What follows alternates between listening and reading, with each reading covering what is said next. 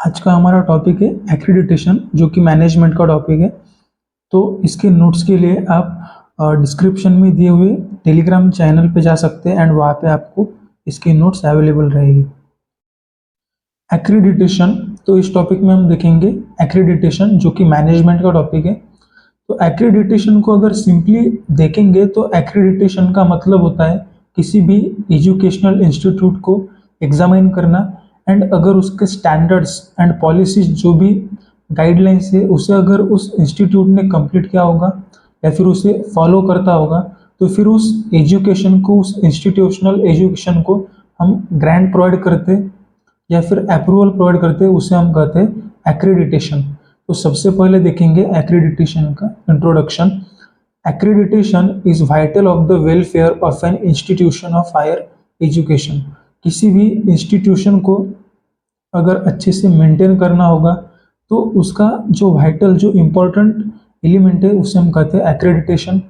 एक्रीडिटिंग agencies provide grant to institution in an government sector. जो भी agencies रहती है, एक्रीडिटिंग एजेंसीज, अगर किसी भी इंस्टीट्यूट ने पूरी स्टैंडर्ड्स एंड पॉलिसीज को अगर मेंटेन रखा है तो गवर्नमेंट सेक्टर में उसे ग्रांट प्रोवाइड करने का काम एजेंसीज का होता है।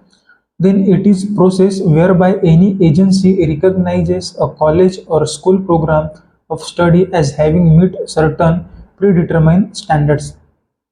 तो एक्रीडिटेशन ऐसी प्रोसेस है जो कि एग्जामिन करती है एंड रिकॉग्नाइज करती है कि कोई भी कॉलेज और स्कूल जो भी स्टैंडर्ड्स है उसे मेंटेन कर रहा है या नहीं। तो इस प्रोसेस को हम कहते हैं accreditation.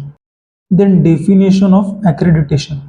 Accreditation is defined as the action taken officially to do recognition to obtain having a particular status or being qualified to perform a specific activity।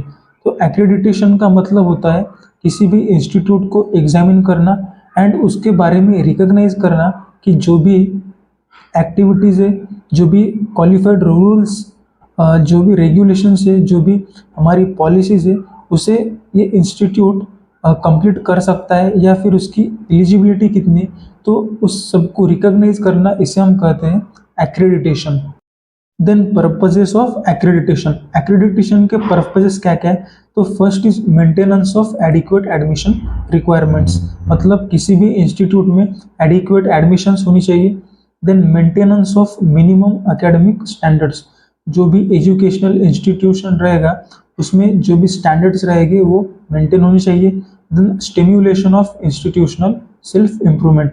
अगर एक्रीडिटेशन प्रोसीजर अगर रेगुलरली अच्छे से मेंटेन की जाए तो इसकी वजह से इंस्टीट्यूशन में ग्रोथ हो सकती है। Then protection of institutions of higher education against educationally and socially harmful pressures.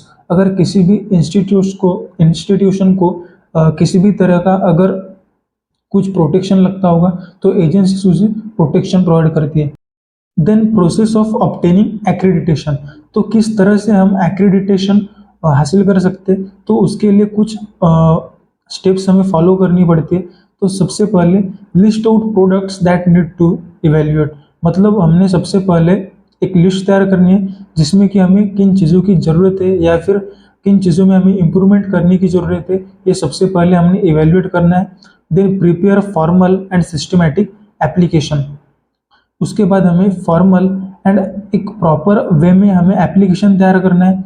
Then frame the laboratory item and its accessibility, मतलब हमारी जो भी लैब्स रहेगी एंड जो भी अरेंजमेंट रहेगा वो एक अच्छे से हमें करना है। And then frame the quality management system, हमारा जो भी ऑर्गेनाइजेशन है उसके अंदर हमें अच्छे से मैनेजमेंट रखनी है।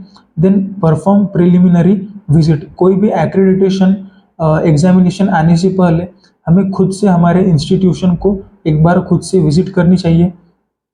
Then accreditation process should be maintain regularly, मतलब हमें रेगुलरली हमारे जो भी इक्विपमेंट्स, जो भी लाइब्रेरी है, जो भी इंस्टीट्यूशन में जो भी मैनेजमेंट है उसे हमें रेगुलरली मेंटेन रखना है, जिसकी वजह से किसी भी चीज़ की अगर कोई भी कमी होगी तो हमें जल्द से जल्द पता चल जाएगा।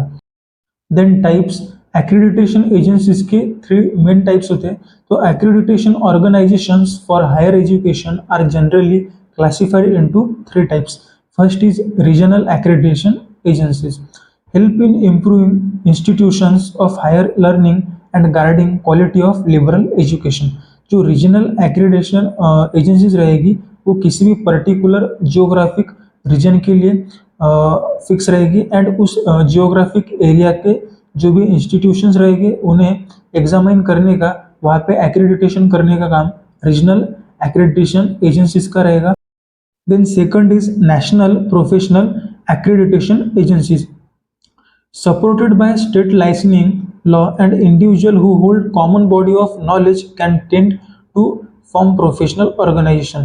जो नेशनल प्रोफेशनल एक्रेडिटेशन एजेंसीज रहती है वो किसी पर्टिकुलर इंस्टीट्यूशन के लिए या फिर पर्टिकुलर प्रोफेशन के लिए एग्जामिनेशन के लिए होती है। Then state accrediting agencies, accreditation may be function of state agencies, department and state universities. These agencies may be voluntary.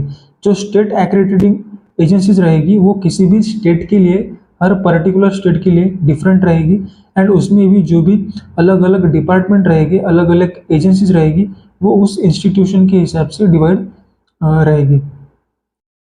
Then benefits, accreditation की वजह से क्या क्या बेनिफिट्स हो सकते हैं।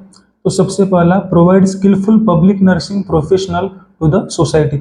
इसकी वजह से अच्छे से जो कुछ भी प्रोफेशनल नॉलेज है वो नर्स को मिलेगा एंड उसकी वजह से सोसाइटी को अच्छे स्किलफुल नर्सेस मिलेंगी।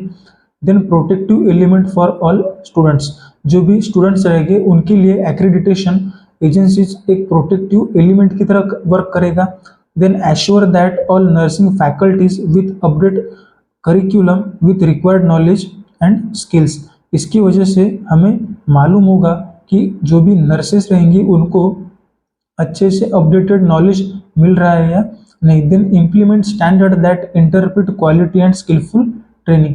इसकी वजह से अच्छे से स्टैंडर्ड मेंटेन होता है एंड इसकी वजह से अच्छा quality and skilful training nurses को मिलता है। Help to advance their field by promoting standards, अच्छे से स्टैंडर्ड्स प्रमोट करने की वजह से, स्टैंडर्ड्स को बढ़ाने की वजह से जो कुछ भी फील्ड रहेगी उसकी पूरी ग्रोथ होगी एंड इसकी वजह से हमारा जो भी प्रोफेशन रहेगा, जो भी फील्ड रहेगी उसकी इम्प्रूवमेंट करने के लिए हेल्प होगी।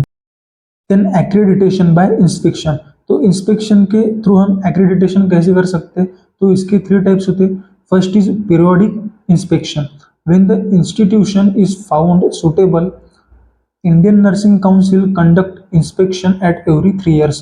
अगर कोई इंस्टीट्यूशंस अगर सुटेबल होगा तो इंडियन नर्सिंग काउंसिल हर 3 year के बाद वहाँ पे इंस्पेक्शन करेगी, इसे हम कहते हैं periodic inspection. Then second is reinspection for those institutions which are found unsuitable by Indian nursing council. अगर इंडियन नर्सिंग काउंसिल को अगर कोई इंस्टीट्यूशन अगर सुटेबल नहीं रहा, अगर सुटेबल नहीं दिखा होगा, उसके स्टैंडर्ड्स उसने अगर फॉलो नहीं किए होंगे तो ऐसे इंस्टीट्यूशन में री इंस्पेक्शन होता है। And third is enhancement inspection, once the institution found suitable the inspection perform by Indian nursing council for enhancement of college. अगर कोई भी इंस्टीट्यूशन अगर सुटेबल अगर इंडियन नर्सिंग काउंसिल को लगा तो फिर उसकी इम्प्रूवमेंट के लिए एंड उसकी उस कॉलेज के एनहांसमेंट के लिए वहाँ पे फिर से हम एनहांसमेंट इंस्पेक्शन करते। तो ये सब हुआ हमारे एक्रेडिटेशन के बारे में, ठीक है।